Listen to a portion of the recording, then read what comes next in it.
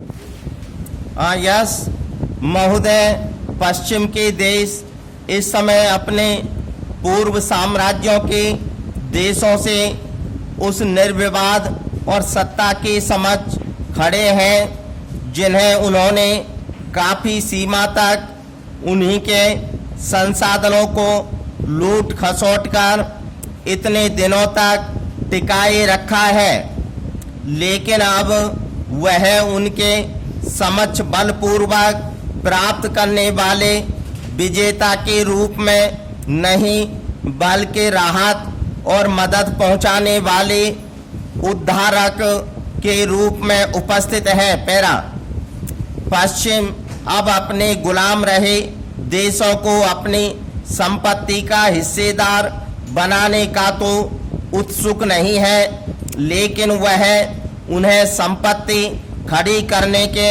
रहस्यों की जानकारी देने को जरूर उत्सुक नजर आ रहा है।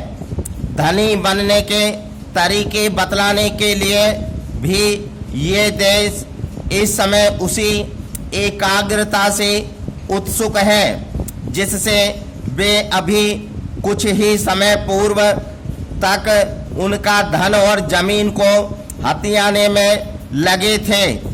दक्षिण के देशों के प्रति उत्तर का यह हृदय परिवर्तन शंका से परे है और उसकी शुरुआत साम्राज्य के औपचारिक विसर्जन से काफी पहले ही हो चुकी थी।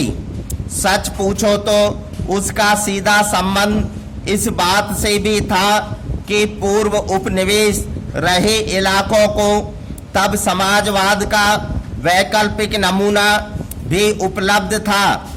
पश्चिम की इस नई परोपकारिता में समझदारी के साथ ही स्वार्थपरकता भी थी। इसके पीछे सोवियत संघ द्वारा प्रस्तुत उस मॉडल को परास्त करने की तीव्र इच्छा का भी हाथ था जो नव स्वतंत्र देशों के सामने नई संभावनाएं प्रस्तुत कर उसके पतन को नजदीक लाने में खुला योगदान देने के पश्चात अब पश्चिम ने उन शिष्टाचारों को त्यागने में जरा भी विलंब करना ठीक नहीं समझा है जो उसने रूस के साथ अपनी प्रतिद्वंदिता के प्रारंभिक दौर में अपना रखे थे। प्रतियोगिता से जीवन की गति तीव्र होती है और स्वस्थ प्रतियोगिता के परिणाम भी अच्छे होते हैं, और आखिर वह ऐसा क्यों न करे।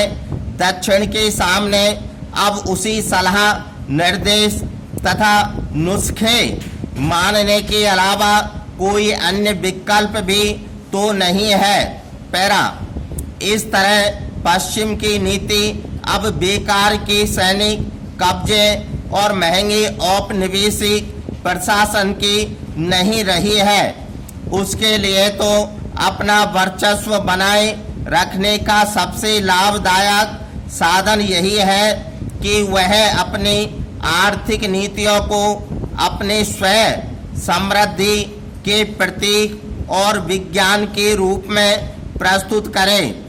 पश्चिम की नीति अब अपनी बाजार आधारित अर्थव्यवस्था की समूचे विश्व में फैला देना है। स्टॉप।